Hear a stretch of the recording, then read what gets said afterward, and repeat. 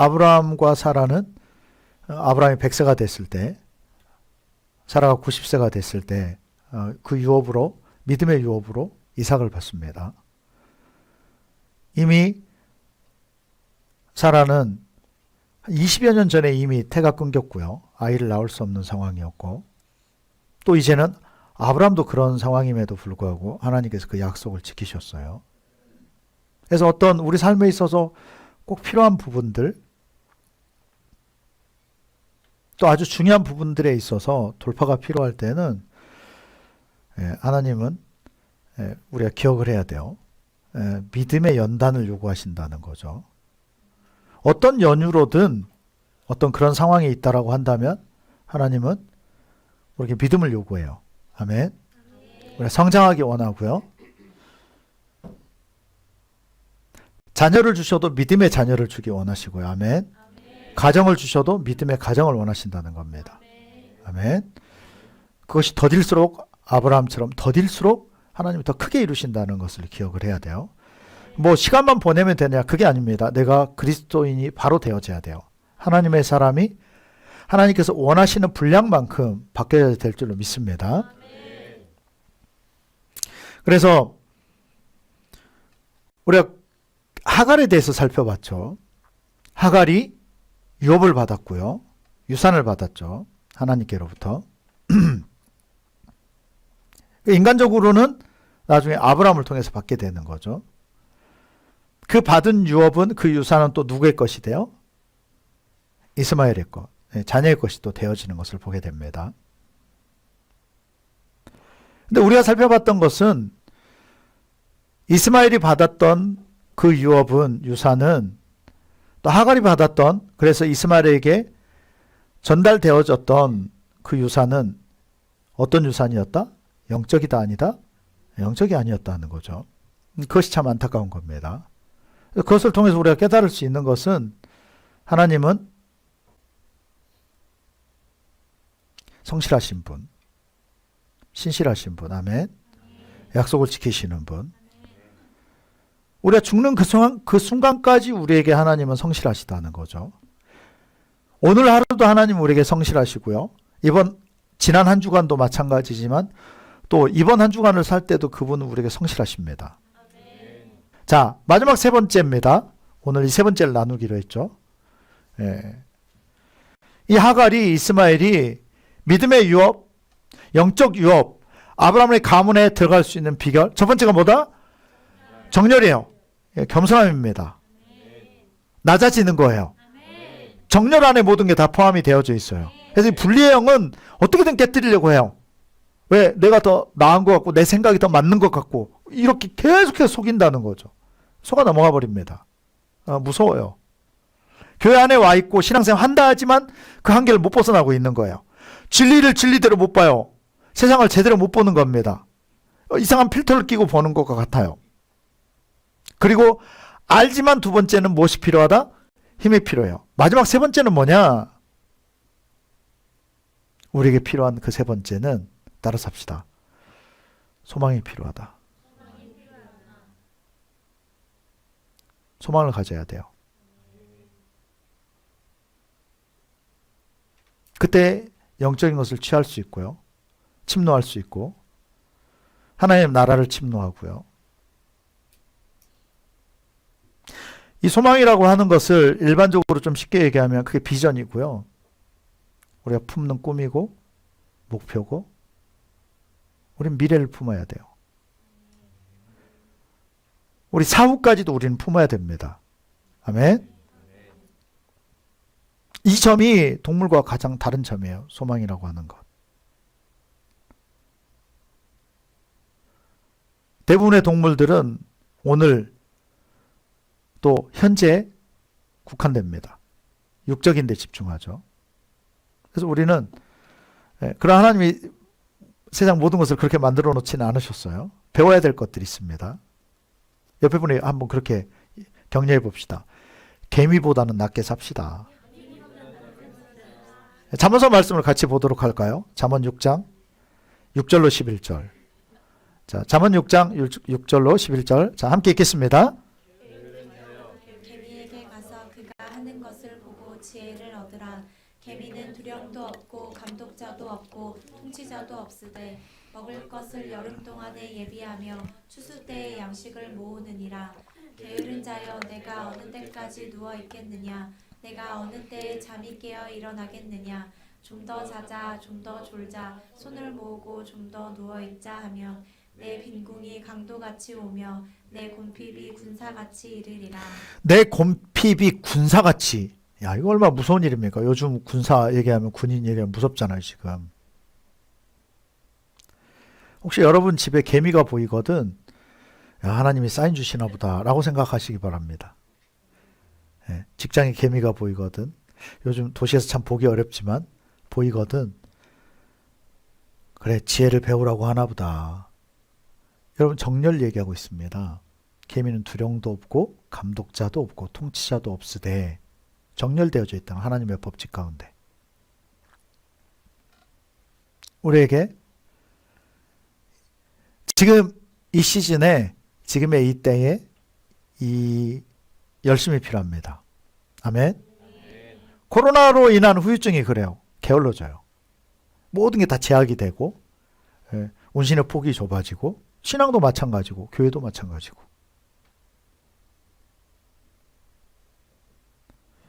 우리 사람은요, 개미의 이 성실함처럼 자동으로 되지 않는 존재들이에요. 특히 영적 부분보다 육적 부분이 훨씬 더 강하고 더 우리에게는 가까운 이야기들입니다. 조금만 마음 놓으면요,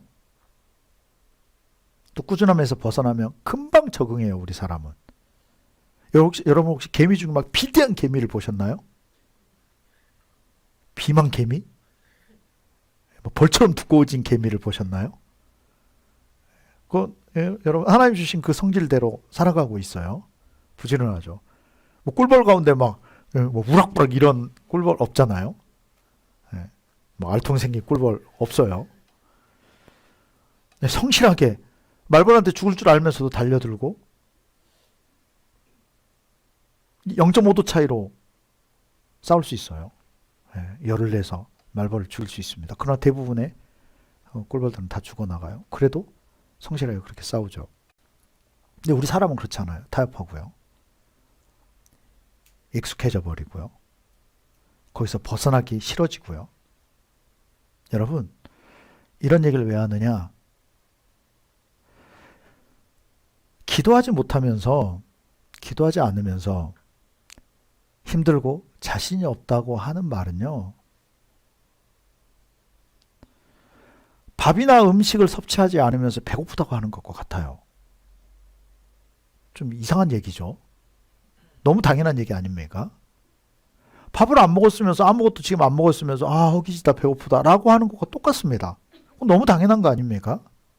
근데 우리가 이렇게 당연하게 어처구니 없는 주장을 하고 있다는 거죠. 그럴 수 있을 수 있다는 거예요. 영적 유업, 영적 유산을 받는 것에 있어서 오늘 마지막 세 번째는 소망에 관한 것인데, 세 가지로 나눠서 말씀드리겠습니다. 첫 번째, 그 소망은 우리는 하나님께 소망을 둬야 돼요. 아멘. 여러분, 하나님 나라의 소망을 품으십시오. 하나님의 말씀의 소망을 두시길 축원합니다. 잠언 29장 18절에서 말씀합니다. 여러분, 방금 그 얘기가 여러분에게 얼마나 와닿는지 모르겠지만 하나님의 말씀의 소망을 두라라고 하는 것은 너무너무 큰 것을 말씀을 드리고 있는, 큰 가치를 말씀드리고 있습니다. 자, 잠언 29장 18절 같이 읽겠습니다. 묵시가 없으면 백성이 방자히 행하거니와 율법을 지키는 자는 복이 있느니라. 아멘. 자, 묵시, 이것은 환상이고 이상입니다. 하나님이 보여주시는 것들. 이 환상, 이상, 이 묵시라고 하는 이 하조는 원래 원어가 보다, 바라보다, 여기서 파생이 됐어요. 하나님 나라를 보고, 하나님을 보고, 하나님의 세계를 보고, 이것에서 출발되어진다는 거죠. 거기에서 이것이 꿈이 되어지는 거예요. 기도하다 보면 하나님 나라를 꿈꾸는 거예요. 아멘. 말씀을 듣다 보면 하나님 나라를 꿈꿉니다. 우리의 미래를 꿈꾸고요. 믿음의 길에 대해서 꿈을 꾸고요.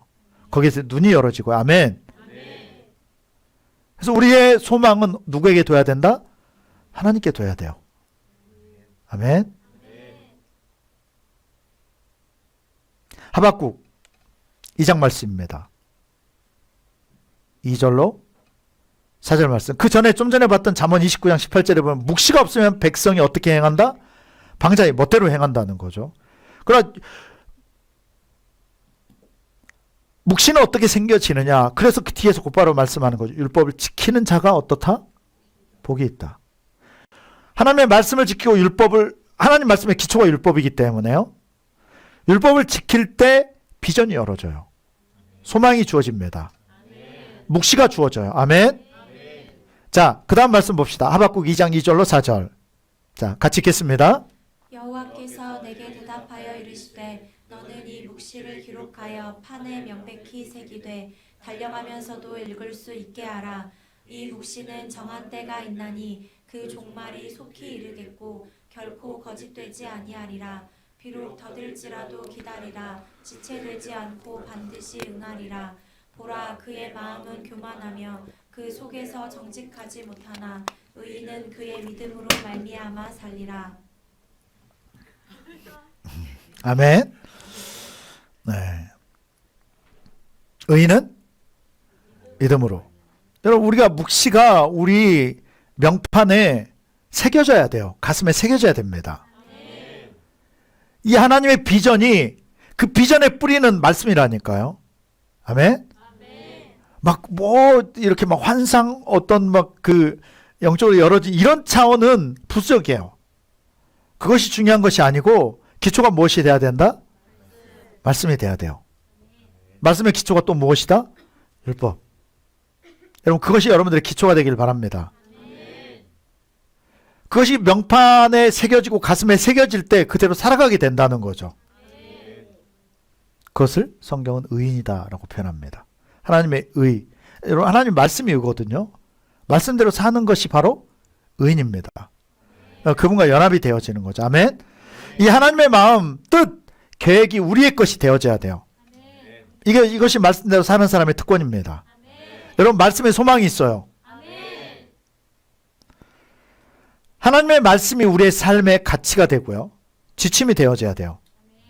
하나님 나라가 나의 꿈이 되고 목표가 되어져야 됩니다. 여러분, 그럴 때 무너지지 않아요. 여러분, 그분의 나라는 영원합니다.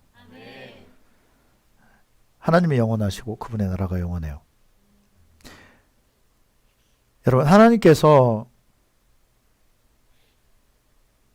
우리에게 소망을 주시고요. 그것은 먼저 주님이 품으셨던 거죠. 믿음, 소망, 사랑, 이 세 가지는 항상 있어야만 돼요. 그것이 우리를 살게 합니다. 그것이 우리를 망가뜨리지 않게 해요. 아멘. 우리 원동력이 됩니다.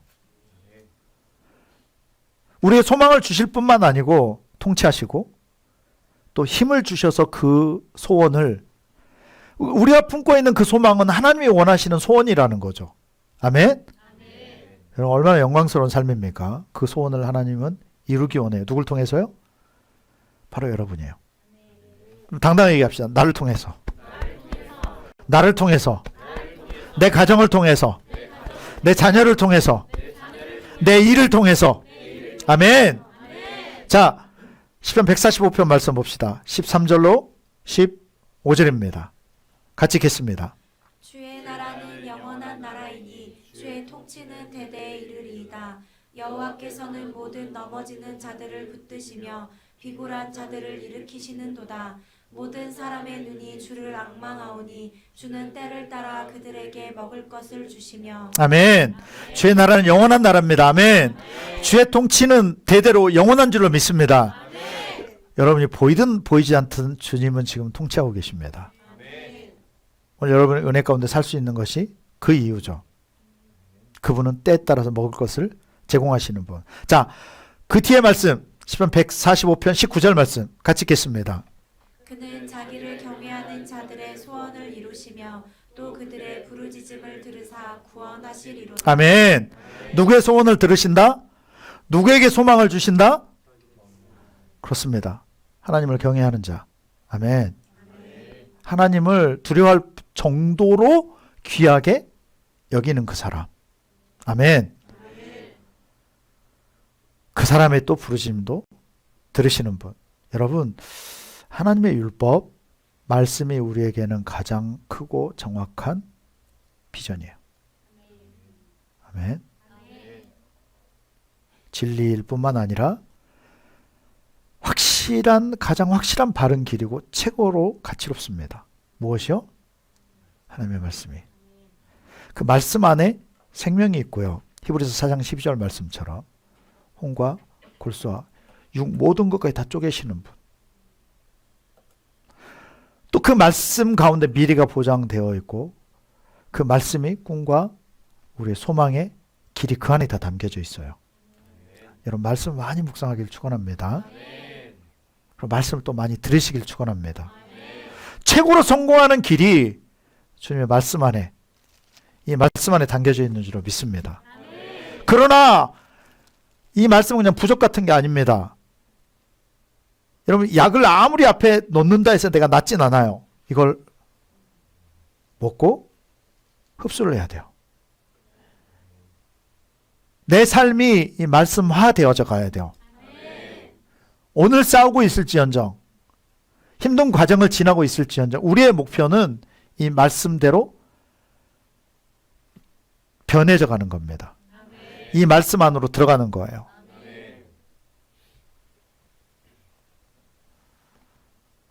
우리에게 사람에게 음식을 먹고 살게 하는 것은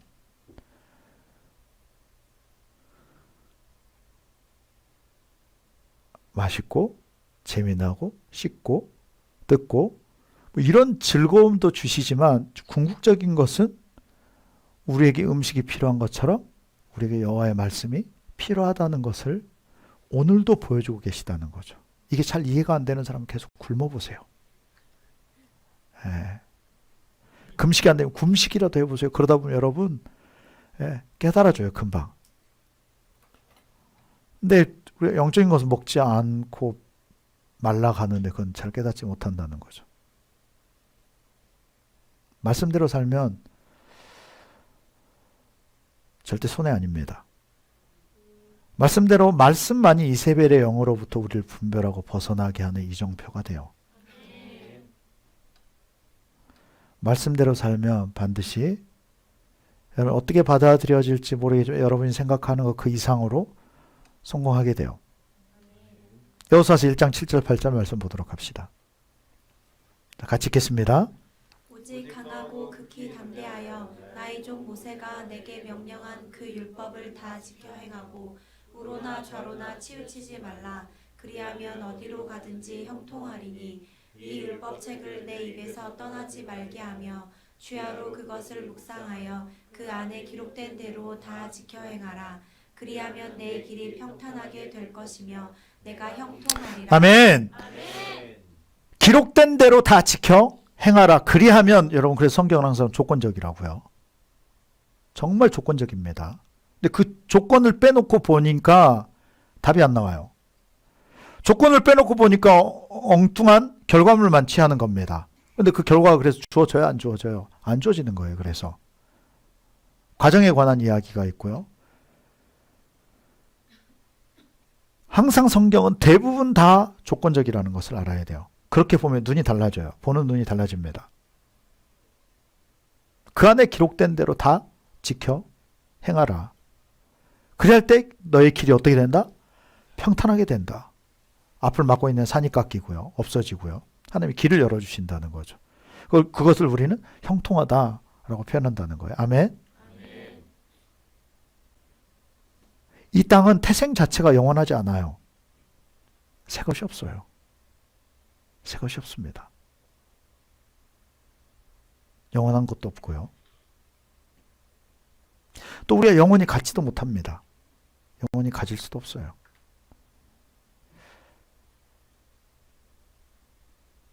사람도 마찬가지, 소유물도 마찬가지, 모든 것이 다 마찬가지예요. 처음이 있으면 끝이 있고요.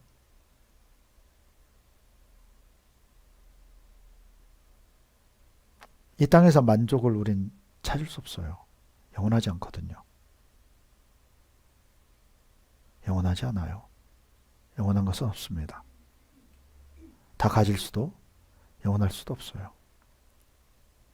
그래서 여러분, 하나님 우리에게 소망을 주기 원하시는데 첫 번째, 하나님께 소망을 둬야 돼요. 하나님께 소망을 둔다라고 하는 것을 우리에게 좀 더 쉽게 더 가까이 적용하면 우리는 말씀에 소망을 둬야 됩니다. 말씀대로 사는 훈련을 죽을 때까지 해야 돼요. 이스라엘 백성들이 구름 기둥과 불 기둥을 보면서 쫓아갔던 것처럼. 아멘.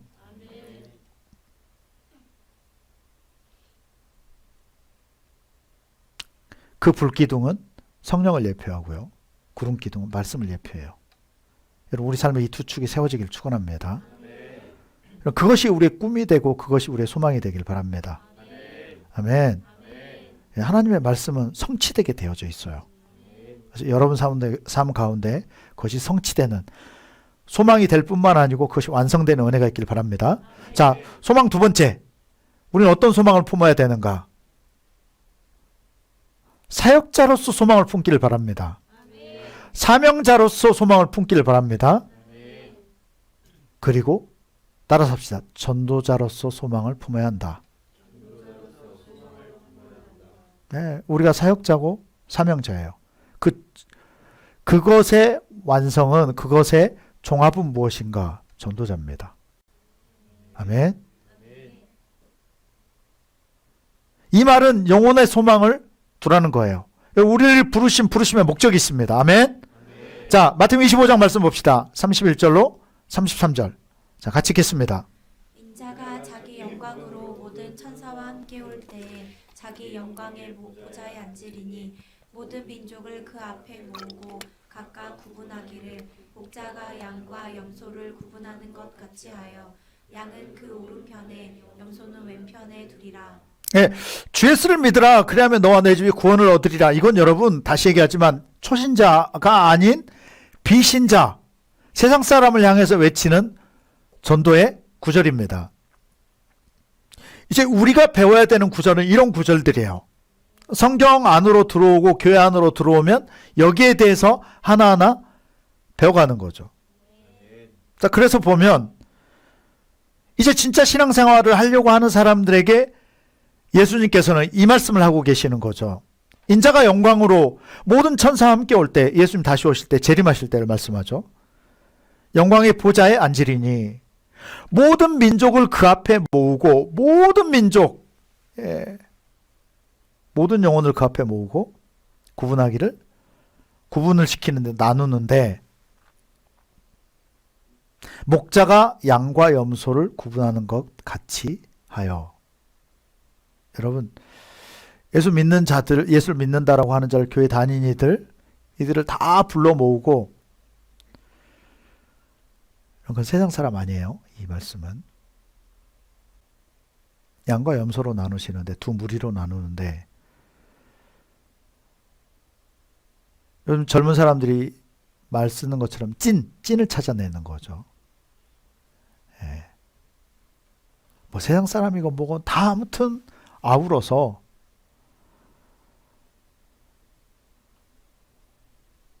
예수님 목자로 양과 염소를 구분해요.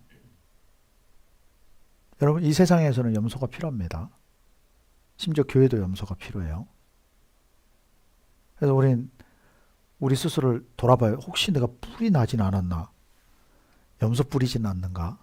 내 염소 행동을 하지 않는가 항상 점검해야죠. 양은 그의 오른편에, 염소는 왼편에 둡니다. 자, 누가 양인가? 이건 어떻게 보면 하나님이 사역자를 찾고 계시는 거예요. 진짜 사역자가 누구인가? 누가 사명대로 살았는가? 누가 진짜 전도자인가? 이걸 통해서 알 수 있어요. 자, 진짜 찐 신자, 찐 양, 이렇게 기록합니다. 마태복음 25장 34절로 36절. 자, 같이 읽겠습니다. 그때 임금이 그 오른편에 있는 자들에게 이르시되 내 아버지께 복받을 자들이여 나와 창세로부터 너희를 위하여 예비된 나라를 상속받으라. 내가 줄일 때에 너희가 먹을 것을 주었고 목마를 때에 마시게 하였고 나그네 되었을 때에 영접하였고 헐벗었을 때에 옷을 입혔고 병들었을 때에 돌보았고 옥에 갇혔을 때에 와서 보았느니라. 아멘. 이게 양의 모습이에요. 줄일 때 여러분 줄인 사람 찾아가서 먹여야 되고요. 목마른 사람 찾아서 마시게 해야 되고요. 나그네를 영접하고요. 헐벗을 때 옷을 입힐 수 있고요. 병들었을 때 돌아보고 옥에 갇혔을 때 살펴주는 사람. 그 다음 40절에서 말씀합니다. 25장 40절 같이 읽겠습니다. 임금이 대답하여 이르시되 내가 진실로 너희에게 이르노니 너희가 여기 내 형제 중에 지극히 작은 자 하나에게 한 것이 곧 내게 한 것이니라 하시고. 아멘. 그래서 여러분 주님 앞에 우리 대다수의 많은 사람들이 서겠죠. 교회 다닌다고 하는 사람들이. 그때 주님은 이 열매를 찾으시는 겁니다. 누가 돌보다 왔니? 이거예요. 누가 예수 잘 믿었지? 물론 이것이 큰 타이틀일 수 있겠어요. 그러나 그렇게 질문하지 않습니다. 얼마나 돌보고 왔니? 얼마나 먹이고 왔니? 얼마나 사랑하고 왔니? 얼마나 베풀고 왔니? 얼마나 돌보고 왔니?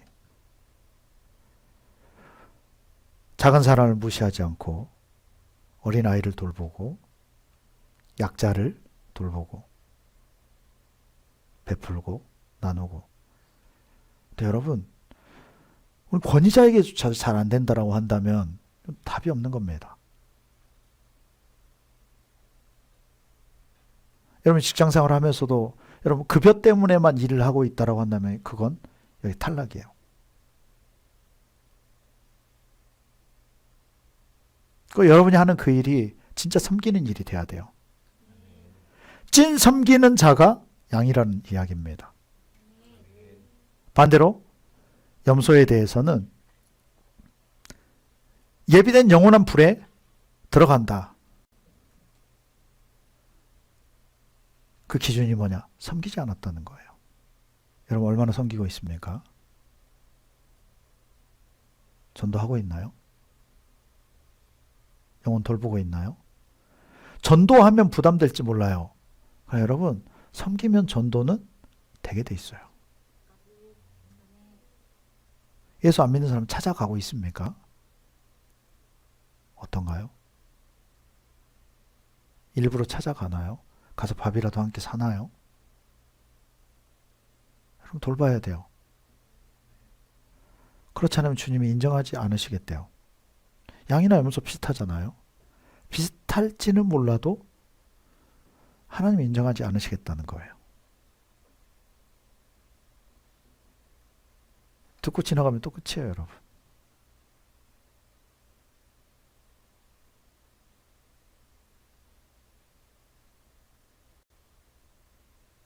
뭐라도 하세요. 뭐라도 해요. 사탕이라도 음료수 하나라도 나눠요. 찾아보세요, 나눌 사람을.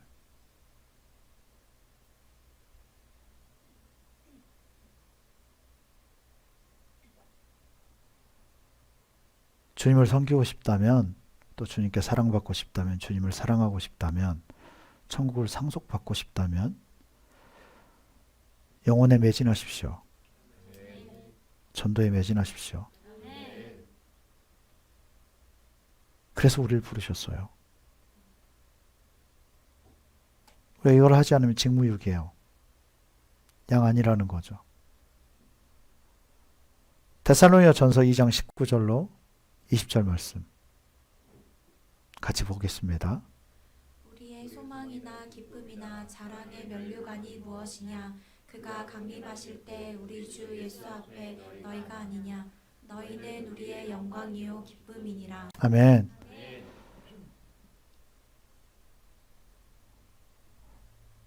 구원받은 영혼이 하나님의 소망이고요.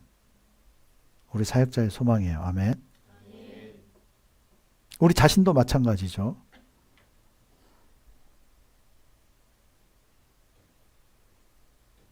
우리 자신도 여러분 내 영혼부터 돌봐야 돼요.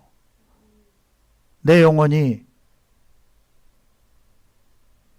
나 자신이야말로 내 영혼이 구원받는다라고 한다면 내가 하나님의 소망이 된다는 거죠. 또 내 스스로도 그게 소망이에요. 다른 어떤 것보다 우린 죽으면 안 돼요. 미래가 보장이 돼야 돼요.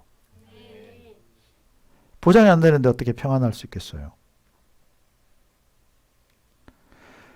우리가 살아있는 증거도 구원받은 증거도 영혼구원입니다.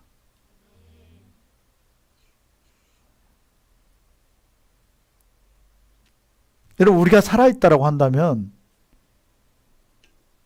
누군가가 위기에 처하면 죽을 것 같을 때는 돕는 것이 인지상정입니다. 왜냐? 내가 살아있기 때문에. 사는 것의 중요성을 알기 때문에.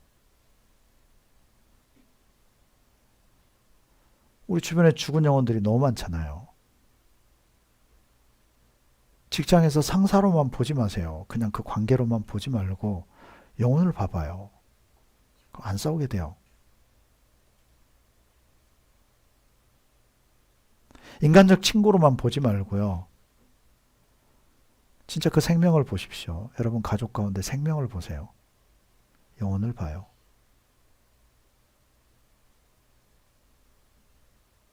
정말 자신의 영이 살아있다면 그 가치를 알게 사는 것에 초점이 생겨질 수밖에 없어요.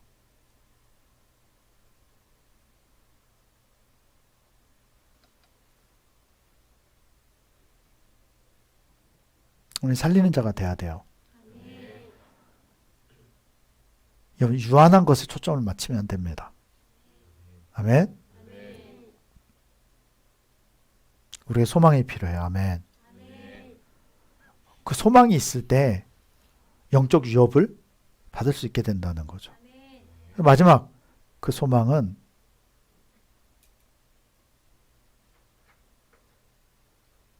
반드시 내가 내 자신이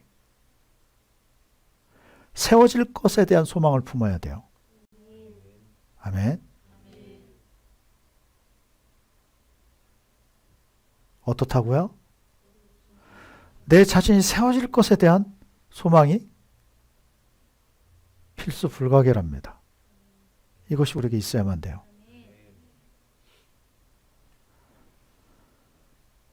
예수님께서 하신 말씀처럼 사람으로서는 불가능하되 하나님으로서는 가능해요. 아멘. 우리가 온전하게 결과를 다 알 수는 없지만 우리는 이것을 소망으로 품어야 돼요. 아멘. 왜? 하나님은 살아계시고 이것이 하나님의 목적이기 때문이에요. 이것이 예수님께서 우리에게 오신 목적이기 때문입니다. 이것이 하나님의 계획이에요. 여러분을 살리는 것이 누구의 계획이다? 하나님의 계획이에요. 우리의 영혼을 구원하기 위해서 예수님이 오셨습니다. 그래서 하나님의 예수님의 사명 선언문이 있는데요. 자, 누가복음 19장 10절 말씀을 보도록 합시다. 함께 읽습니다. 인자가 온 것은 잃어버린 자를 찾아 구원하려 함이니라. 아멘. 예수님이 오신 이유가 뭐다? 잃어버린 자. 아멘. 그 잃어버렸다라고 하는 영혼을 얘기를 하는 거죠. 잃어버린 자를 찾고 구원하시려고. 또 요한복음 10장 7절 말씀입니다. 자, 같이 읽겠습니다. 그러므로 예수께서 다시 이르시되 내가 진실로 진실로 너희에게 말하노니 나는 양의 문이라. 아멘. 자, 9절 10절도 같이 읽겠습니다. 내가 문이니 누구든지 나로 말미암아 들어가면 구원을 받고 또는 들어가며 나오며 꼴을 얻으리라. 도둑이 오는 것은 도둑질하고 죽이고 멸망시키려는 것뿐이요 내가 온 것은 양으로 생명을 얻게 하고 더 풍성히 얻게 하려는 것이라. 아멘. 예수님이 문이시라고 말씀합니다. 문이에요. 누구든지 나로 말미암아 들어가면 구원을 받고. 아멘. 예수님 또 그렇게 말씀하셨죠. 나로 말미암아 실족하지 않는 자가 복이 있다. 여러분 참 아이러니하게도 주님 때문에 실족을 해요. 신앙 때문에, 교회 때문에. 너무너무 안타까운 일이죠. 그러나 여러분, 주님의 목적은 우리의 문이 되어주신다고. 문은 왜 존재해요? 왜 들어가기 위해서, 통과하기 하기 위해서. 천국의 문이 예수님이 되어주시는 거죠. 그분으로 말미암아 들어가면 구원을 받고, 누구로 말미암아? 예수로 말미암아. 아멘. 여러분 예수님께 소망이 있습니다. 처음 소망 첫 번째 하나님께 있다. 예수님께 있다는 소리예요. 말씀에 있습니다. 아멘. 말씀이 예수님이시기 때문에. 그분과 함께 말씀과 함께 가다 보면 나도 모르는 순간에 여기를 통과하게 되어져 있는 거죠. 천국의 문을. 구원의 문을. 아멘.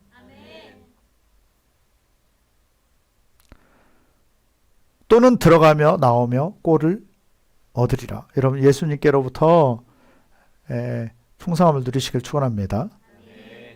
도둑은 도둑질하기 위해서 오고 멸망시키기 위해서 오지만 내가 온 것은 양으로 생명을 얻게 하고 우리는 무엇을? 생명을. 아멘. 이게 주님의 목표예요. 그래서 우리에게 찾아와 주시는 거예요. 우리가 연약하고 잘못되어 있을 때, 죄 가운데 있을 때 여전히 그분은 또다시 찾아오시는 거죠. 그분의 관점을 가지고 그분의 방법을 가지고 우리를 격려해서 또다시 세우시길 원해요. 내가 온 것은 양으로 생명을 얻게 하고 뿐만 아니라 더 풍성히 얻게 하시길 원해요. 간당간당 아슬아슬 이게 아니라 아멘? 풍성하길 원하십니다. 여러분 그 뜻에 우리가 초점을 맞춰야 돼요. 그래서 우리에게 소망이 있어요. 여러분 내가 나를 보면 별로 큰 소망이 잘 보이지 않죠. 그러니까 여러분 하나님이 우리를 향한 계획을 보면 소망이 비춰져요. 아멘. 우리 뒤에 주님이 계시다니까요. 그래서 변화되어져 가고 있고요. 치료하고 계시고 강하게 만들어가고 계시고 아멘.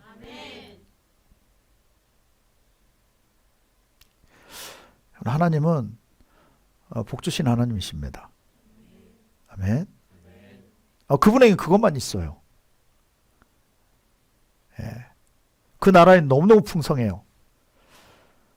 예. 여러분 이것을 믿으시길 축원합니다. 여러분 그 믿음이 일을 되어지게 하는 거죠. 창조 때부터 이것이 명확하게 보여져요. 하나님 어떠신 분? 복 주시는 분. 따라서 합시다. 하나님 복 주시는 분. 옆에 분에 얘기합시다. 하나님 복 주시는 분이십니다. 하나님은 잘되게 하는 분이십니다. 아멘. 예, 창조 때로 돌아가 봅시다. 창세기 1장 28절. 자, 같이 읽겠습니다. 하나님이 그들에게 복을 주시며 하나님이 그들에게 이르시되 생육하고 번성하여 땅에 충만하라. 땅을 정복하라. 바다의 물고기와 하늘의 새와 땅에 움직이는 모든 생물을 다스리라 하시니라. 아멘. 하나님이 그들에게 무엇을 주셨다? 복을 주셨다. 아멘.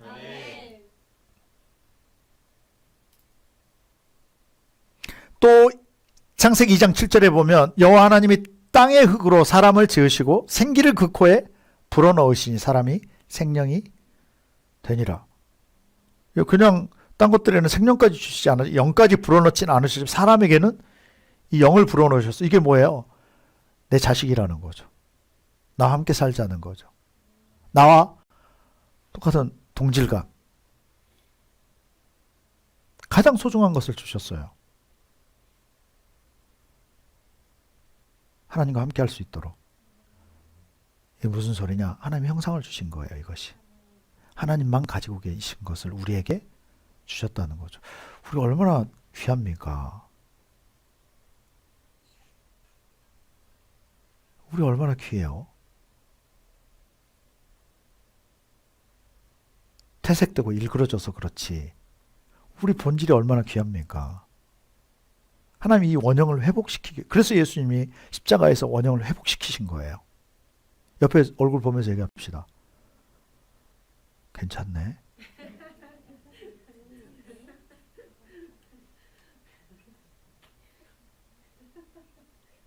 한 번 더요.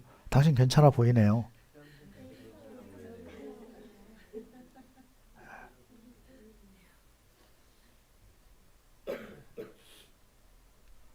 하나님의 형상대로 우리를 지으셨고, 다른 말로 하면 존귀하게 하셨다는 거죠. 근데 사탄은 계속해서 이걸 속여요.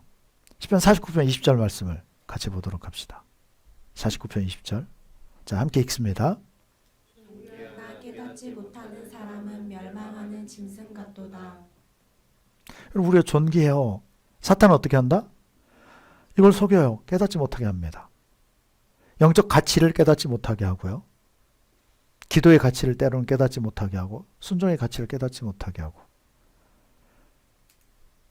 마치 내가 멸망에 빠질 자로 막 착각하게 만들어요. 답이 없어 보이게 하고, 소망이 없어 보이게 하고. 그러나 여러분, 하나님 우리를 소중하게 가치 있게 창조하셨어요. 아멘. 다 또 창세기를 통해서 창세에 있어졌던 일을 더 살펴봅시다. 창세기 2장 8절 9절입니다. 같이 읽습니다.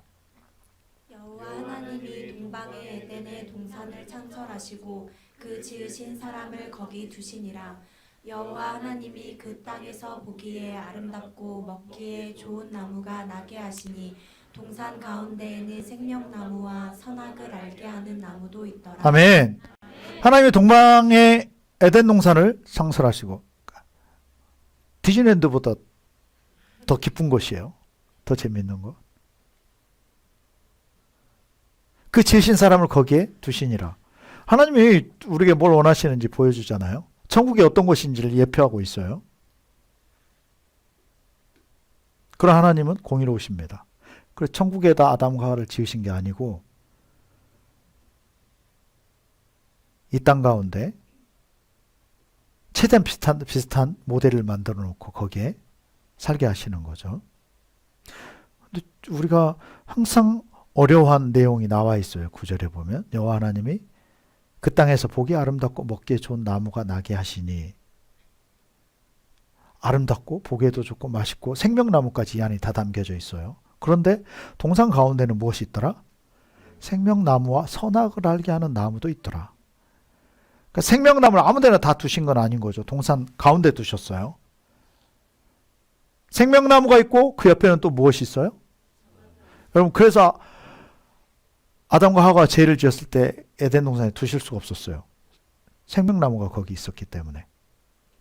우리가 의아한 것은, 많은 사람들이 의아하고 질문을 던지는 것이 이거죠. 왜 하필 생명나무까지는 이야기했는데 선악을 알게 하는 나무를 그것도 센터에 그렇게 두었을까? 왜 굳이 두었을까? 왜 두었을 것 같아요? 여러 가지 이유들이 있어요. 오늘 그 가운데 하나를 살펴보려고 하는데요. 오늘 하나님이 나에게 깨닫게 하시는 것은 무엇이냐면, 선악을 알게 하는 나무는요, 우리에게 사이렌과 같아요. 부조와 같고요. 다른 말로 하면 안전장치와 같아요.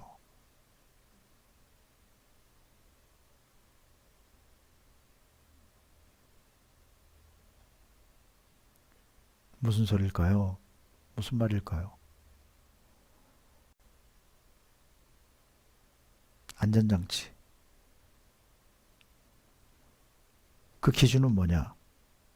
순종, 오할, 불순종.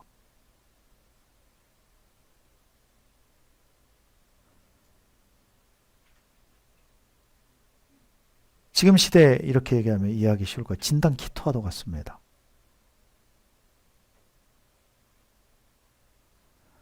여러분, 선악을 알게 하는 나무는 하나님의 관심이고 은혜고 사랑이에요.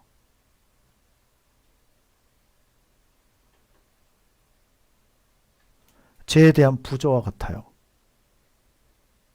알림과도 같은 거예요. 무슨 이야기일까요? 여러분 생각해 보세요. 선악을 알게 하는 나무만이 불순종의 도구일까요?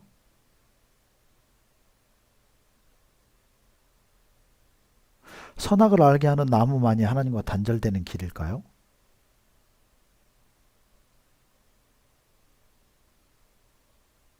여러분 이 본질을 좀 생각해 봤으면 좋겠어요. 자, 선악을 알게 하는 나무를 따서 먹습니다. 남편에게도 아담에게도 줘요. 자, 선악을 알게 하는 나무를 따서 먹기 이전에 하와는 죄를 지었을까요? 안 지었을까요? 지었어요? 안 지었어요? 이미 지은 거예요. 마음 자체가 이미 교만해져 버렸어요. 높아져 버렸어요.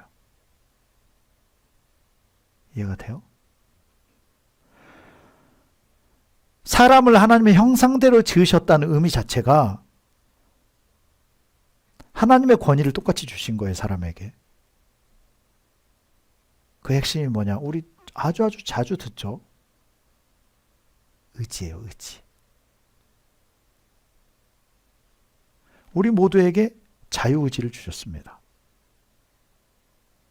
하와는 이미 그 의지가 불순종하는 쪽으로 치우쳐져 있었어요.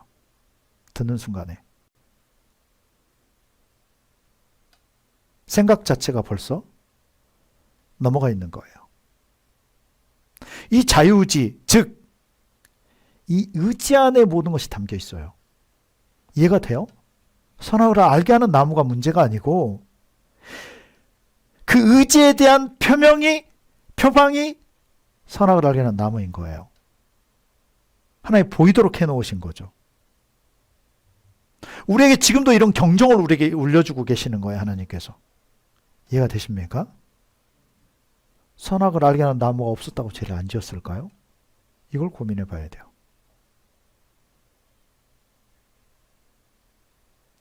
물론 그 선악을 알게 하는 그 나무는 하나님의 권위이기도 해요. 건드려서는 안 되는. 그러나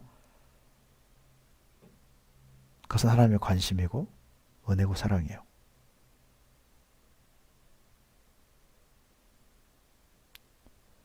이것에 대한 결론을 말씀드릴게요. 선악을 알게 하는 나무에 대한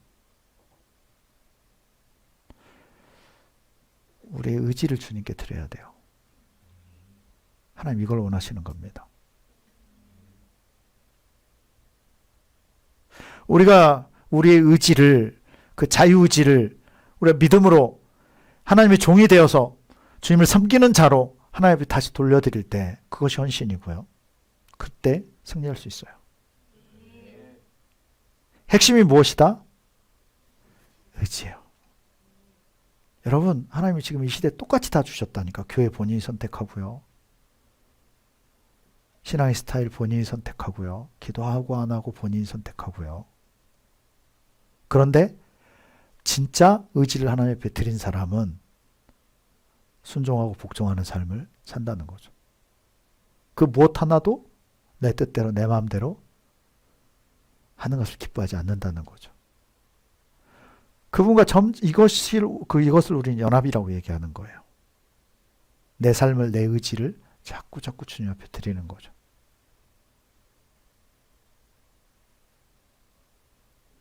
이 선악을 알게 하는 나무, 지금 시대로 이야기하면 대표적인 것들이 그 율법이고요. 내가 율법을 지키지 않을 때 내가 엇나가고 있구나라는 것이 보여지는 거죠. 말씀이고요. 또 성령께서 이것을 점검해 주시고요. 기도할 때 우리 점검되고 힘도 얻잖아요. 또 대표적인 게 뭔지 아십니까? 교회예요. 교회 시스템을 주신 거예요.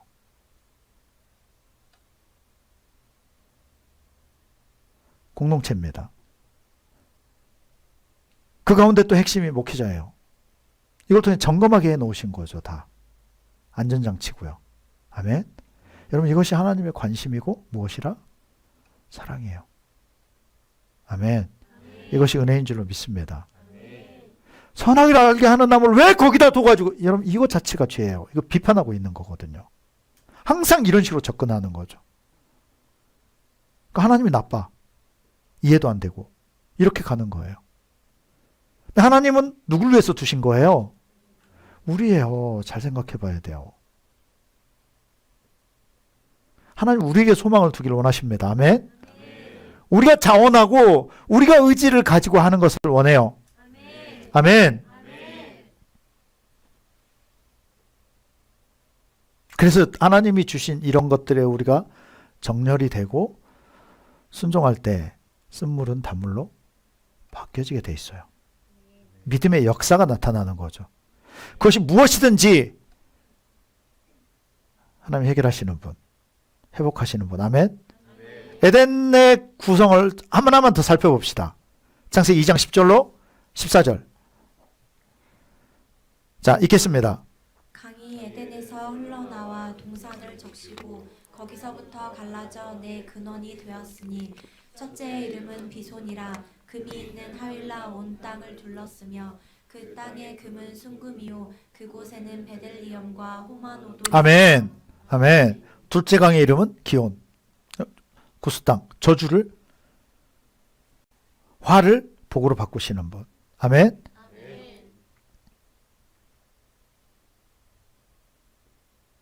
히데겔. 금요기도 때도 나눴잖아요. 히데겔. 기도자의 삶이에요. 이것은 응답받는 삶이고요. 그 사람이 다니엘이 그 사람이 주체가 돼서 세계를 이끌어가는 거죠. 여러분 돈 많아지고 이걸 복이라고 생각하면 안 돼요. 창세기 1장 28절의 그 복은 다스리고 정복하고 이것은 하나님 나라의 것을 가지고 영향력을 끼치는 거죠. 다니엘처럼. 다니엘을 통해서 역사가 달라져 가고 있는 거예요.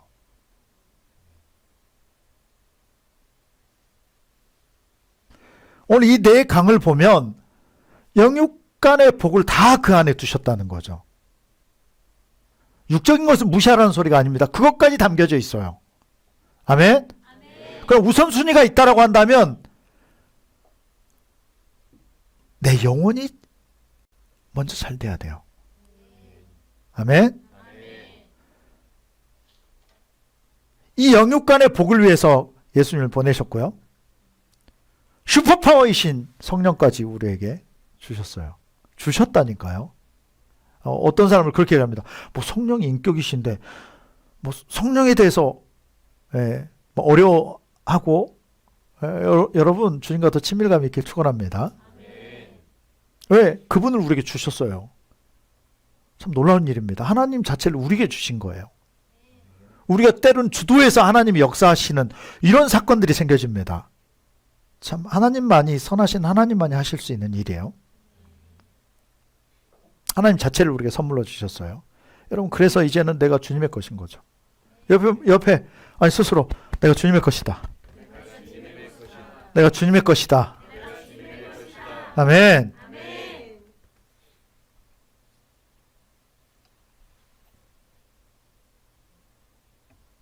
출애굽할 때도 애굽 세상에서 구원하셨을 때도 그 목적을 명확하게 표현하시죠.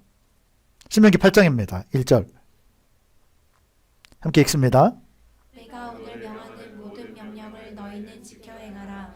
그리하면 너희가 살고 번성하고 여호와께서 너희의 조상들에게 맹세하신 땅에 들어가서 그것을 차지하리라. 아멘.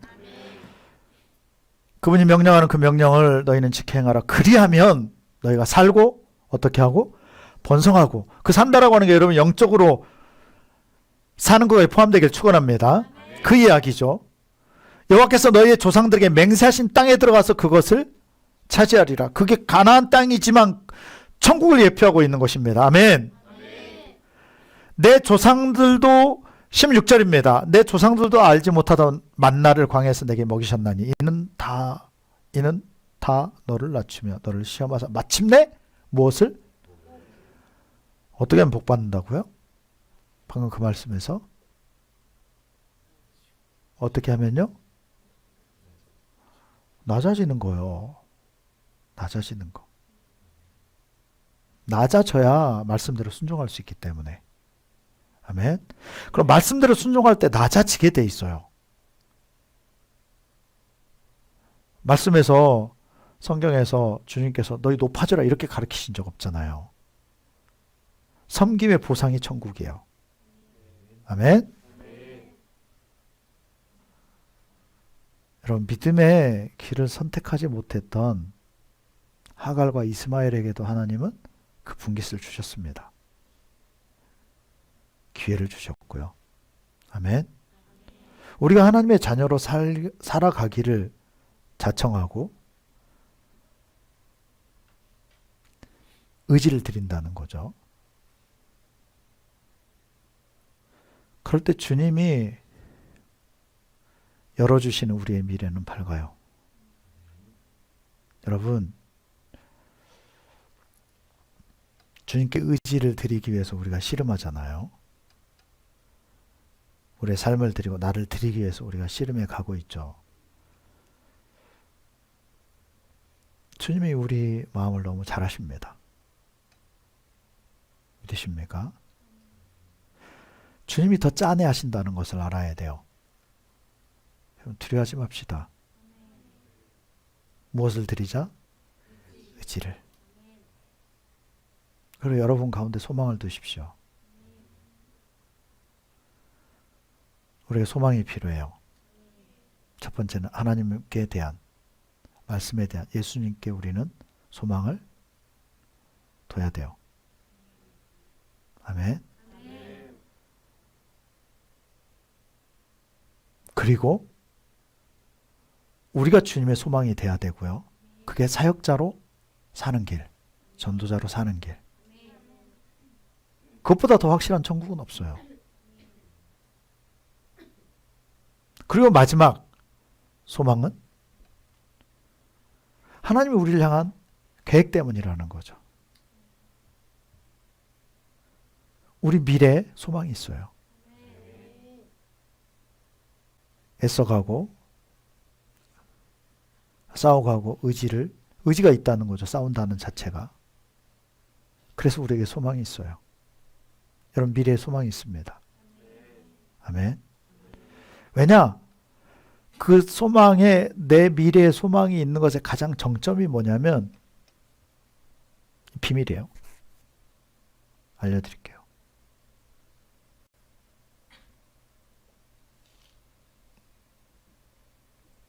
놀라운 비밀입니다.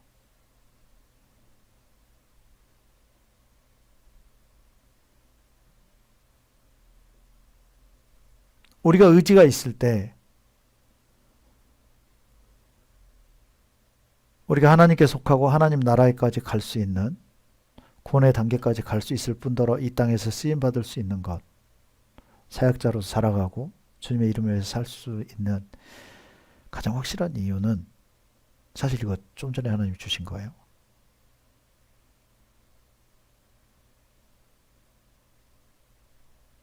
여러분이 의지를 가지고 싸워간다. 여러분 미래에 소망이 있고 구원까지 다다를 수 있다. 그것의 가장 확실한 이유.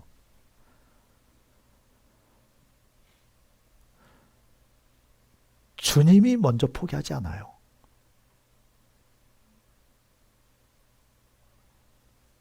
주님이 먼저 우리 절대 버리지 않습니다. 먼저 포기하시지도 않아요.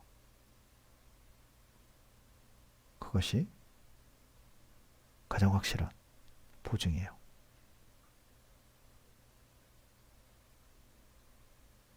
그분은 누구를 대고 맹세하실 수도 없어요. 그래 자기 이름으로 맹세하시는 분.